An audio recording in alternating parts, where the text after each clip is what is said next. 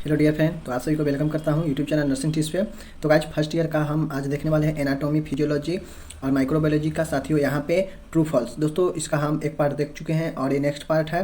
तो जो लोग नहीं देखे हैं वो वाला पार्ट तो जाके जरूर देखिए दोस्तों। आज हम शुरू करेंगे 109 से, और इससे पहले जो नहीं देखे हैं तो जाके जरूर देखिए, पड़ा हुआ है चैनल पे। और दोस्तों जो लोग को फर्स्ट ईयर का वीडियो नहीं मिल पाता है सही से, वो प्ले लिस्ट में जाइए और फर्स्ट ईयर 2021 से 22 करके प्ले लिस्ट बना है, उसमें सारा वीडियो है। जाके आप लोग वहाँ से रिवाइज कीजिए, देखिए, और दोस्तों बहुत अच्छा आपका तैयारी होगा। धीरे धीरे दोस्तों हम यहाँ पे आप सभी के बीच में सब्जेक्टिव क्वेश्चन भी लाने वाले हैं, शॉर्ट लॉन्ग क्वेश्चन भी, और आप सभी को PDF के साथ दूंगा दोस्तों शॉर्ट लॉन्ग क्वेश्चन। तो जो दोस्तों ये अभी 1 नंबर वाले क्वेश्चन करा रहे हैं, इसको इंपॉर्टेंट तरीका से आप लोग कंप्लीट कीजिए, तब जाके दोस्तों सब्जेक्टिव क्वेश्चन पढ़ने में मन लगेगा। तो चलिए करते हैं शुरू। दोस्तों जो प्रश्न है देख सकते, कहता है पिताशय नाशपाती के आकार का होता है। तो दोस्तों जो पिताशय होता है उसका आकार जो होता है दोस्तों वो नाशपाती के आकार का होता है, बिल्कुल सही है। कहता है सर्किल ऑफ विलिस, जी हाँ दोस्तों, सर्किल ऑफ विलिस जो है मस्तिष्क को रक्त पूर्ति प्रदान करता है। मतलब जो सर्किल ऑफ विलिस है वो मस्तिष्क को रक्त का पूर्ति करता है, तो ये भी सही है, ध्यान रखिएगा। सर्किल ऑफ विलिस रक्त का पूर्ति करता है मस्तिष्क में। नेक्स्ट देखते हैं आप सभी के बीच में, कहता है शिशु का पहला दांत 8 वर्ष की आयु में निकलता है। तो दोस्तों क्या शिशु का जो पहला दांत है वो 8 वर्ष में निकलता है? तो ये तो बिल्कुल गलत है, आप सभी जानते ही हैं। मायोमेट्रियम गर्भाशय की एक आंतरिक परत है। तो दोस्तों जो मायोमेट्रियम है ये गर्भाशय जो दोस्तों होता है ये उसका आंतरिक इंटरनल लेयर है। तो दोस्तों ये गलत है, इसका होगा एंडोमेट्रियम होता है। जी दोस्तों, एंडोमेट्रियम होता है इसका आंतरिक परत। तो दोस्तों अब हम नेक्स्ट की तरफ चलते हैं। 113 नंबर कहता है साथियों, कहता है मूत्राशय एक थैली है। तो ये बिल्कुल सही है, जो पित्त के लिए एक अस्थायी भंडारण के रूप में कार्य करती है। ये बिल्कुल गलत है। मूत्राशय एक थैली है, ये बात सही है, लेकिन ये पित्त के लिए भंडारण का कार्य नहीं करता है, ये मूत्र के भंडारण का काम करता है। पित्त के भंडारण का काम कौन करता है? तो पित्त का जो भंडारण करता है दोस्तों वो पित्ताशय करता है, और बनता कहाँ है? तो ये यकृत में बनता है, लीवर में। अब हम बात करते हैं दोस्तों 114 नंबर है, जीवाणु का आकार विषाणु के आकार से बड़ा होता है। तो दोस्तों बहुत अच्छा क्वेश्चन है, लॉजिक वाला क्वेश्चन है कि जो दोस्तों जीवाणु होता है वो दोस्तों क्या होता है, विषाणु से बड़ा होता है, आकार में बड़ा होता है। अब हम दोस्तों यहाँ पे देखते हैं 115 नंबर, कहता है वैसोप्रेसिन। जी हाँ दोस्तों, वैसोप्रेसिन हार्मोन का स्राव अग्र पीयूष ग्रंथि से होता है। तो दोस्तों जो वैसोप्रिन है वो हार्मोन का स्राव पीयूष ग्रंथि, प्यूटरी ग्रंथि से होता है। तो ये गलत है, ये नहीं होता है। जैसा कि आप सभी जानते हैं दोस्तों, जो पीयूष ग्रंथि होता है जिसको हम लोग प्यूटरिट ग्रंथि या मास्टर ग्रंथि बोलते हैं, वो अलग होता है, और ये पीयूष ग्रंथि अलग होता है साथियों। तो आप लोग कंफ्यूज मत होइएगा, ये पीयूष ग्रंथि है जो कि दोस्तों क्या होता है, पीयूष ग्रंथि हमारे यहाँ पे जो हेड होता है उसके नीचे वाले भाग में पाया जाता है। जबकि क्या होता है आप सभी को मैं बता दूं दोस्तों, जो प्यूटरिट और मास्टर ग्रंथि होता है जिसके द्वारा बहुत सारे हार्मोन का स्रावन होता है, वो हमारे गले के आसपास में पाया जाता है। तो ये बात ध्यान रखिएगा, वैसोप्रिन हार्मोन जो है वो पीयूष ग्रंथि के द्वारा स्रावन नहीं होता है। 116 नंबर है, कहता है स्टर्नम को कॉलर अस्थि भी कहते हैं। तो दोस्तों ये गलत है। स्टर्नम को हम लोग दूसरा अस्थि कौन सा कहते हैं? तो दोस्तों इससे हम ब्रेस्ट का भी ब्रेस्ट बोन भी कहते हैं स्टर्नम को। तो ध्यान रखिएगा, ब्रेस्ट बोन भी कहते हैं किसको? स्टर्नम को।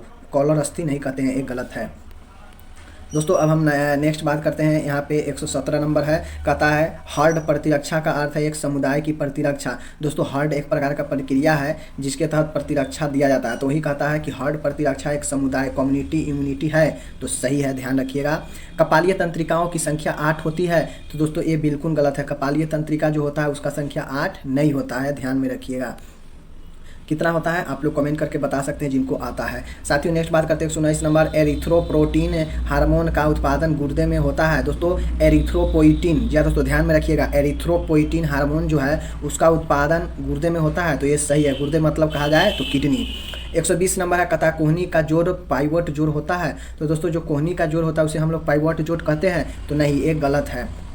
तो दोस्तों ये सब लॉजिक वाला क्वेश्चन होता है, आप लोग ध्यान दीजिएगा। इसका पूछने का तरीका और भी हो सकता है, लेकिन एक क्वेश्चन समान हो सकता है। 121 नंबर का था शुक्राणुजय की प्रक्रिया शुक्राणु नलिकाओं में होती है। तो दोस्तों जो शुक्राणु जन्य की प्रक्रिया जो होता है वो शुक्राणु की नलिका में होता है। तो ये बिल्कुल सही है।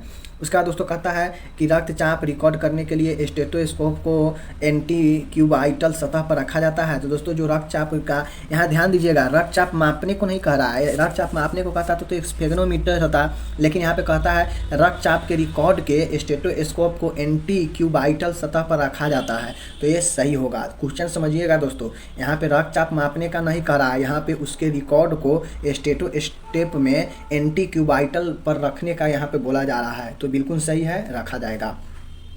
चलिए नेक्स्ट की तरफ चलते हैं। 123 नंबर आप सभी के बीच में है।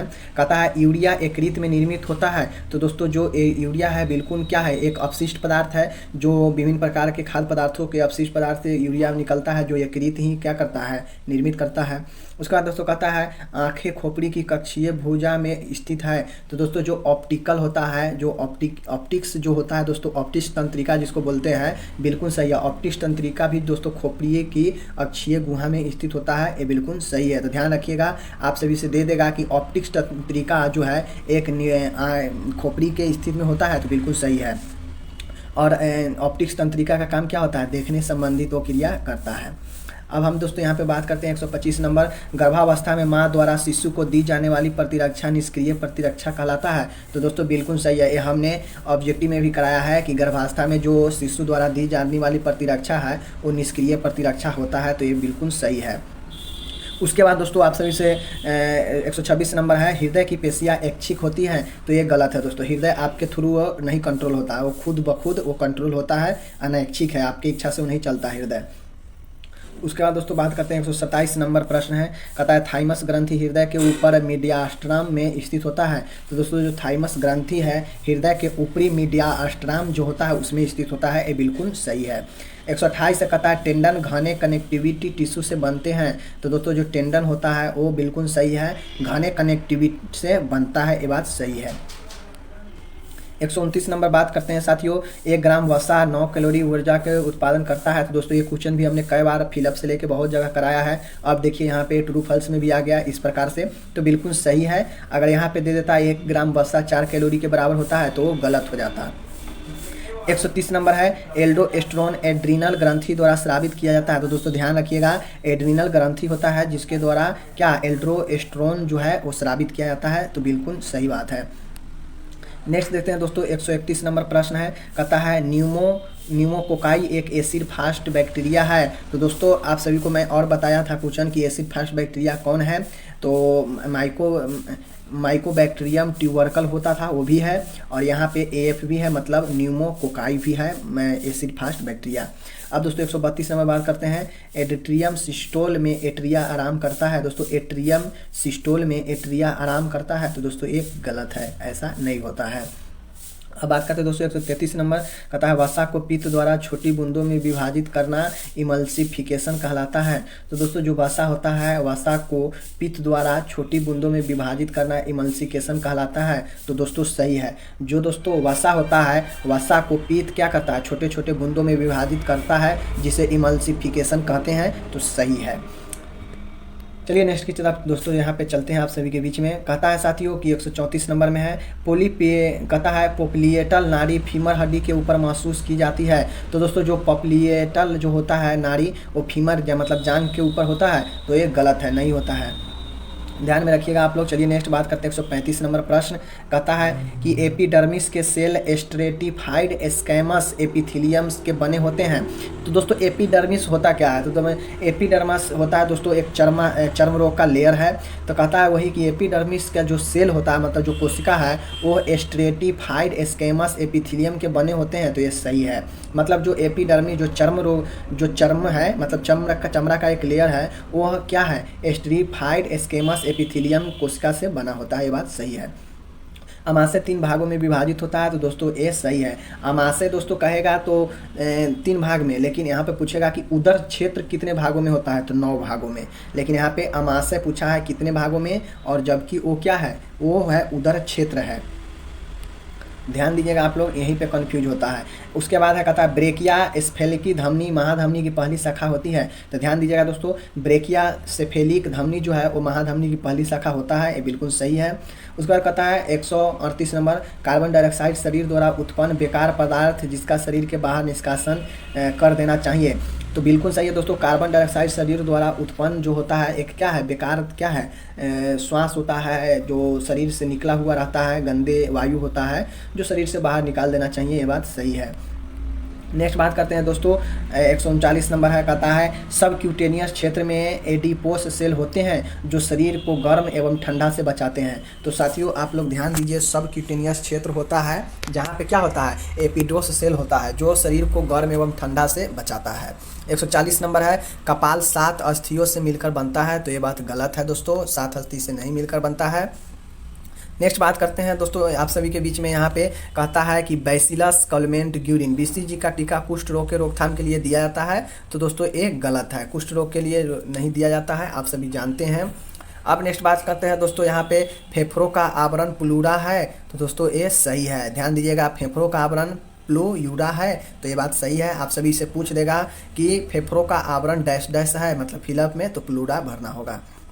नेक्स्ट बात करते हैं आप सभी के बीच में 143 नंबर, कहता है जीवाणु को नंगी आंखों द्वारा देखा जा सकता है। तो दोस्तों ये गलत है, बैक्टीरिया जो होता है उसे दोस्तों नहीं देख सकते हैं नंगी आंखों से। 144 है, त्वचा की बाहरी सतह डर्मिस होती है। तो दोस्तों गलत है, डर्मिस को ही हम चर्म बोलते हैं, उसका अलग अलग लेयर है। लेक्राइमल ग्रंथि आंख में स्थित होती है। तो दोस्तों बिल्कुल सही है, जिसके थ्रू आपका जो आंसू होता है निकलता है। अब हम दोस्तों बात करते हैं आप सभी के बीच में 146, बड़ी आंत में उपस्थित लिम्फ नोड दोस्तों जो है पेयर्स पैच होती है। तो आप लोग को ध्यान देना दोस्तों, बड़ी आंत में जो होता है दोस्तों लिम्फ नोड वो पेयर पैच होता है। तो गलत है, नहीं होता है पेयर पैच, ध्यान दीजिएगा आप लोग। 147 से साथियों, कहता है पैराइटल प्लूरा फेफड़ों को ढकने वाली झिल्ली है। तो अभी देखे हैं आप लोग कि प्लूरा जो है दोस्तों वो फेफड़ों को ढकता है, तो उसी प्रकार से पैराइटल प्लूरा भी है, झिल्ली है, वो फेफड़ों को ढकता है, सही बात है। 148 है, जीव जो मुक्त ऑक्सीजन की उपस्थिति में वृद्धि करता है उसको एरोबिक कहा जाता है। ध्यान दीजिएगा दोस्तों, वैसा जीव जो मुक्त ऑक्सीजन की उपस्थिति में वृद्धि होता है उसको हम लोग एरोबिक कहते हैं। ये बात सही है। मुक्त ऑक्सीजन मतलब खुला हुआ ऑक्सीजन में। तो दोस्तों अब हम 149 पे चलते हैं। लुईस पास्चर ने सिद्ध किया कि कुछ जीवाणु बिना ऑक्सीजन भी विकसित होते हैं। तो दोस्तों ये बिल्कुल सही है, लुईस पास्चर ने सिद्ध किए थे कि जो कुछ जीवाणु हैं वो बिना ऑक्सीजन के भी विकसित हो सकते हैं। जबकि जैसा कि आप सभी जानते हैं कि किसी भी चीज़ को विकसित होने के लिए ऑक्सीजन जरूरी होता है, लेकिन कुछ जीवाणु हैं जो बिना ऑक्सीजन के भी विकसित होते हैं, ये लुईस पास्चर ने सिद्ध किया है। तो ये बात सही है। 150 है, प्रत्येक न्यूरॉन में एक डेंड्राइट तथा कई एक्सॉन होते हैं। दोस्तों प्रत्येक न्यूरॉन जो होता है उसमें एक डेंड्राइट और कई एक्सॉन होता है, ये बिल्कुल गलत है, ये बात सही नहीं है। अब चलिए आप लोग के बीच हम देख रहे हैं दोस्तों यहाँ पे 151 नंबर है, कहता है कि दोस्तों आप सभी के बीच में ट्रेकिया की लंबाई 10 सेंटीमीटर होती है। तो दोस्तों एक गलत है, ट्रेकिया की लंबाई जो है दोस्तों वो 10 सेंटीमीटर नहीं होती है, क्योंकि दोस्तों इसमें कुछ और चीज़ें हैं जो यहाँ पे नीचे की तरफ लगी होती है। हृदय की सबसे अंदरूनी परत मायोकार्डियम होती है। तो दोस्तों ये बात गलत है, हृदय की जो सबसे बड़ी अंदरूनी परत है मायोकार्डियम नहीं होता है। उसका कहता है बाएं फेफड़े के 3 लोब होते हैं। तो दोस्तों बाएं का 3 लोब नहीं होता, आप लोग ध्यान दीजिएगा यहाँ पे। तो चलिए अब नेक्स्ट की तरफ चलते हैं। 155 है, कहता है मेटाबॉलिज्म मतलब चयापचय में रचनात्मक और विनाशकारी चयापचय होता है। तो ये बात सही है, ध्यान दीजिएगा दोस्तों, मेटाबॉलिज्म जो होता है चयापचय उसमें रचनात्मक और विनाशकारी चयापचय दोनों होता है। सैक्रम 5 जोड़ी वर्टिब्रा से मिलकर बनता है। तो दोस्तों जो सैक्रम होता है वो 5 जोड़ी वर्टिब्रा से मिलकर बनता है, ये बात सही होता है। तो इसी चीज़ को तो आपको ध्यान रखना है कि किससे क्या बनता है, किससे क्या कहते हैं, और वही होता है ट्रू फॉल्स। चलिए नेक्स्ट की तरफ चलते हैं आप सभी के बीच में। 157 नंबर प्रश्न है, कहता है कि लुई पास्चर को माइक्रोबायोलॉजी का जनक कहा जाता है। तो दोस्तों बिल्कुल सही बात है, लुई पास्चर को माइक्रोबायोलॉजी का जनक, सूक्ष्म विज्ञान का जनक कहा जाता है। 158 है, शरीर की सबसे छोटी हड्डी स्टेपिस है। तो दोस्तों बिल्कुल सही है, जो कान में स्थित होता है, और सबसे बड़ी फीमर होता है जो जांघ में होता है। अब बात करते हैं साथियों, ऑक्सीजन के अभाव में वृद्धि करने वाले जीव को एनोरोब कहते हैं। तो बिल्कुल सही है, जैसा कि ऊपर भी देखे हैं कि एनोरोबिक किसे कहते हैं, तो जो ऑक्सीजन के दोस्तों अभाव में भी वृद्धि कर जाता है उसे हम एनोरोबिक कहते हैं। तो ये बात सही है, एनोरोब या एनोरोबिक वही होता है। तो दोस्तों ये था कुछ इंपॉर्टेंट ट्रू फॉल्स, जो कि इसका पार्ट लगभग 2 हम कर लिए हैं, और एक पार्ट और आएगा जिसमें दोस्तों हम लगभग इतना ही क्वेश्चन 50 के आसपास 60 के आसपास करने वाले हैं। तो आप लोग वीडियो को बने रहिएगा, बहुत ही अच्छा दोस्तों आप लोग का रिजल्ट होगा। आप लोग एक नंबर के लिए अच्छे से तैयारी कीजिए, प्रिपरेशन कीजिए। तब तक मिलते हैं अगले वीडियो के साथ। दोस्तों चैनल पे नए हैं तो चैनल को लाइक कमेंट जरूर कीजिए। धन्यवाद आप सभी को।